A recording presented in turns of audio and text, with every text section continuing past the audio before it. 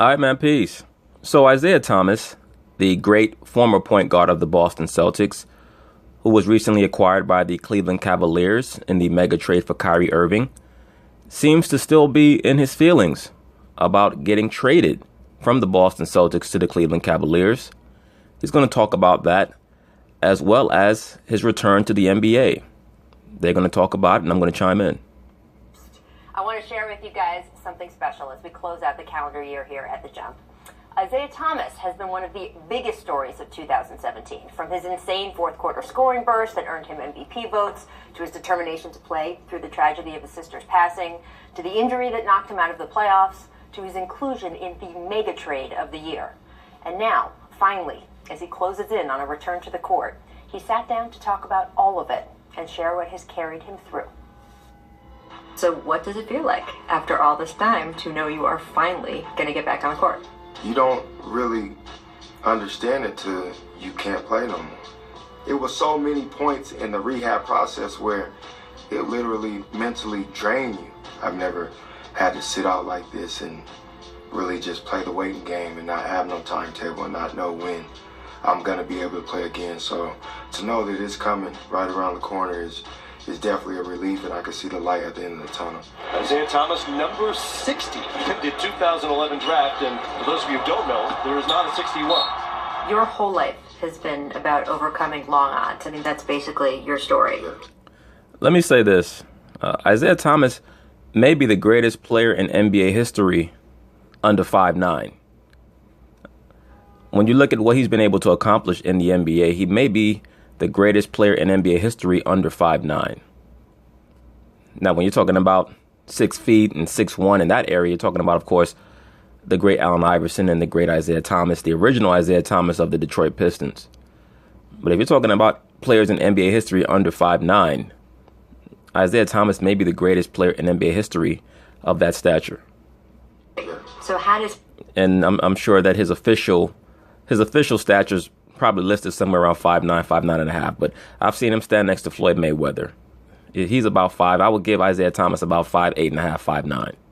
How does having that as your background help you with this injury? I mean, it puts a smile on my face. It's going to happen again. Like, my story is my story, and it always ends up where I get the last laugh. It's like, what's next?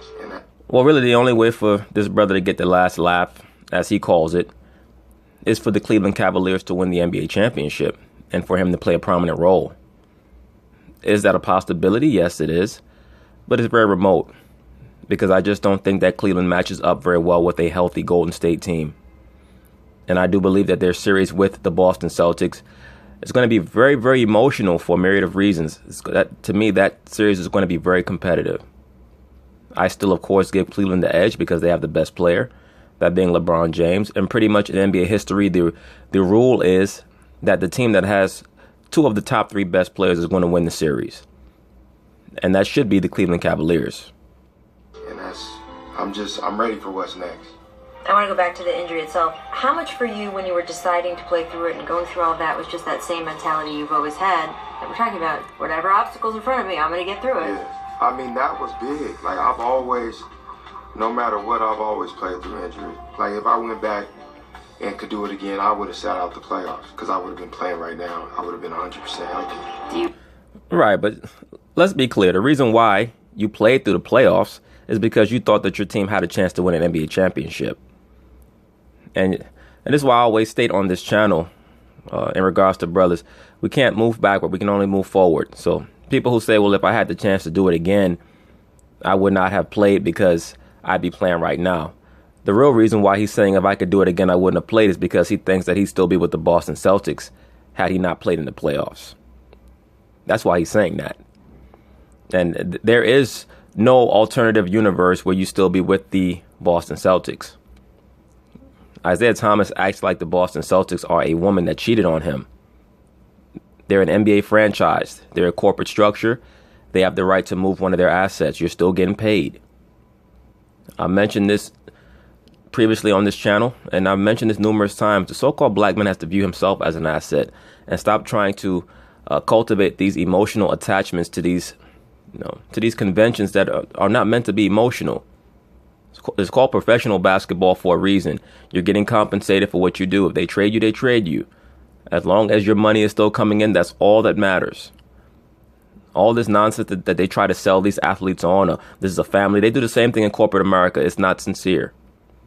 Don't buy into it. Of course, you still give your all because you want to succeed and you want to maximize your potential. You work hard to perfect your craft. You want to excel, of course. But don't buy into all this nonsense about this is a family and yada, yada, yada. It's not no damn family. That's your job. And if you love your job, that's great. But don't buy into it being anything more than what it is. Do you wish you had gotten different or more information from the medical staff? I do wish I had more information. It was never this can be something that can possibly shut you down for a while. Because if that was the case, I definitely wouldn't have played. But there was a time for that, and that time people will know what really went on, and we will see about it. Look, he's still going on and on about a medical diagnosis from last season. It's like, bro, you got to move past that, man. You got to get over it. And I understand that certain athletes have that chip on their shoulder mentality. They use it to galvanize their success. But there's a difference between that and people still trying to hold on to something that's gone. You can tell that he fell in love with the city of Boston and he fell in love with that franchise. And I mentioned this when the trade for Kyrie Irving first occurred. Isaiah Thomas was the alpha on that team. That team was perfectly set up for him. He's never going to be the alpha on another team again. He's not going to be the alpha on Cleveland. And most likely, wherever he goes, he's not going to be allowed to be the alpha. Even if, by some remote possibility, LeBron James leaves and Cleveland were to sign Isaiah Thomas to a long-term contract, I'm sure that they would try to pair him with someone else, someone like a Boogie Cousins or someone that he can play with, and he still wouldn't be the alpha. So that's truly what Isaiah Thomas misses is the carte blanche that he had to take whatever shot he wanted to take. And that's what he's having a hard time getting over. The fact that he's not going to be, that lead dog anymore. How much did Isaiah's hip injury play into this deal? Some. When Danny Ainge trades you and then says publicly a couple days later, one of the reasons they traded you is because you are hurt. How did that make you feel? I was hurt. I was very hurt because, I gave him everything I had. I gave him too much. Well,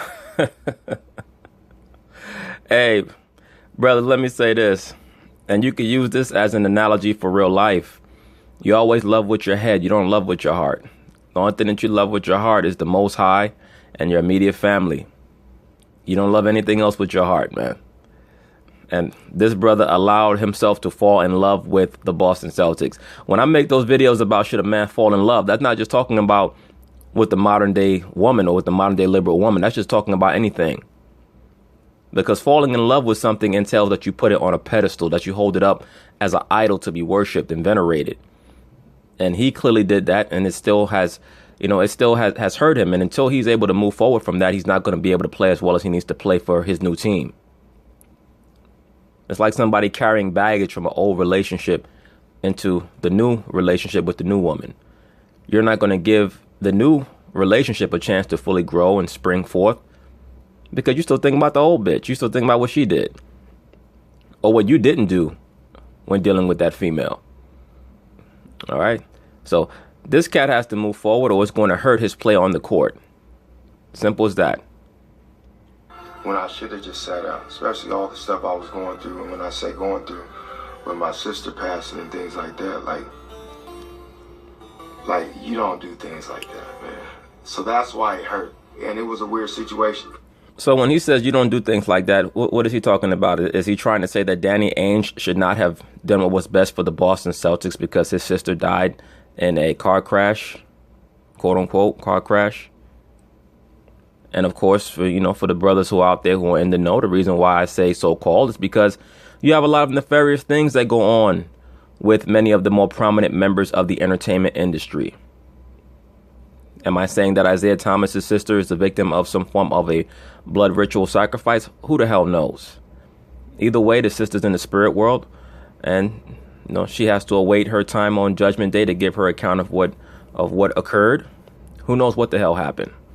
I honestly hope that nothing nefarious was involved in regards to her demise. But for Isaiah Thomas to think that Danny Ainge is supposed to not make the move that's best for the Boston Celtics because he's supposed to feel some type of pity for Isaiah Thomas' situation, that's not how the corporate world works. That's not how the business world works. So he's going to have to come to terms with that. Once again, this is a case of a man loving with his heart instead of his mind. There's nothing against Isaiah Thomas, but that trade would have been a great trade for the Celtics if he was fully healthy. For them to get a Kyrie Irving, even for a fully healthy Isaiah Thomas, is a great trade for the Celtics. You're getting a guy in Kyrie who's 5 years younger, bigger, stronger, a better defender, and a better offensive player. I mean, that's literally a no-brainer for Isaiah Thomas and Jay Crowder, basically. A no-brainer. Just to look at the effect that Kyrie has had on the team this year, on the Boston Celtics, they were expected to basically be a 500 team after Gordon Hayward went down. They're threatening to have the best record in the Eastern Conference. Who knows how long they're going to be able to keep it going, but the synergy that team has is even greater than the synergy that they had last year because they're a much better defensive team. Because they don't have to help Kyrie guard the point guard position like they had to help Isaiah Thomas, who was the worst defensive player in the NBA last year. These are just facts. For him to say one of the reasons he traded me was because of my hip. It's like, I hurt my hip on your time. No, bro. You hurt your hip on your time. You hurt your hip when you were playing the point guard position for the Boston Celtics, when you were doing your job. And you know that one of the hazards of being a professional athlete is that you can be hurt. Now you could say that what he stated was insensitive, but you cannot call it dishonest. Because if Danny Ainge were to say that the Isaiah Thomas trade had nothing to do with his injury, then you would have said that he was lying. Because then you would have said to yourself, well, are you really trying to say that you would trade me for Kyrie straight up if I was fully healthy? So it's one of those situations where Danny Ainge is damned if he does and damned if he doesn't. And whenever you're in that situation, you might as well tell the truth. You might as well tell the truth in any situation. If you feel like the truth is going to be so hurtful that it's not going to be worth it, then just plead the fifth and don't say anything. But there's nothing wrong with what Danny Ainge acknowledged. It wasn't like he brought it out without being prompted to bring it out. He was asked a direct question and he gave an honest answer. That's all you can ask for from a person. At the time, you said, I don't think I'm ever going to speak to Danny Ainge again. Where are you on that right now? I mean, I haven't spoken to him, and I don't plan on speaking to him. I don't think that he's losing any sleep, brother. You have children, you have a wife. Be concerned with them. Don't be concerned with Danny Ainge. Danny ain't living his life. Maybe one day I do talk to him, we do talk, but at this point in time, there's no reason to talk. He is a super special. The only thing all that shows is how spiritually engrafted he allowed himself to become in the Boston Celtic culture. Like, he thought he was going to be there for life. And you could tell Danny Ainge must have sold him a hell of a line to have him thinking that he was going to be a lifelong Celtic. But you can get traded at any time. Believe me, if they could have traded Larry Bird, if there was a better small forward than Larry Bird, Red Auerbach would have arranged a trade. Okay? That's why they drafted Len Bias in the 86 draft in the first place. Because they knew that Larry Bird had a bad back and they were planning on replacing him. That's just how it goes. Danny Ainge knows that. He played for the Boston Celtics. He got traded to the Sacramento Kings. They brought in Reggie Lewis to replace him. I mean, they say history is a chronicling of replacement. You can't get caught up in your feelings, man. The only thing that you can allow to have a hold of your feelings is the Most High. And in the flesh, your immediate family. And even with your immediate family, you have to monitor yourself. But at least with them, you know that the connection is blood that cannot be changed. Special player. I hope people appreciate what they're seeing in this guy, Isaiah Thomas. All the tumult that happens, the bottom line is you are with the Cleveland Cavaliers organization, and you are now in the position of having to learn to trust a whole new organization after just having gone what you went through with the Celtics. How did you go about that? I'm still going about it. I don't trust anybody. Well, that's not a bad mentality to have. Okay? You got to put your trust in the Most High. And the word trust is a loaded word. I've touched on this before. Maybe I'll do a video on it in the future. A lot of times, and brothers will know this, you're dealing with a chick will ask you if you trust her. That's a red flag, because someone who is potentially trustworthy is never going to ask you, do you trust me? They're just going to conduct themselves in a way that will build up equity over time. Trust is like anything else. It's like stock. It builds up over time. When somebody asks you, do you trust me, or how come you don't trust me, things of that nature, it's normally because they're probably not worthy of being trusted. Right? It's like if you run a business and you hire somebody to work the cashier, and they say, and it's during the interview process they tell you, and oh, by the way, I'm not a kleptomaniac at all, so you should trust me behind the register. I've never stolen money, and you don't even ask them anything about that. You're like, this motherfucker trying to rob me.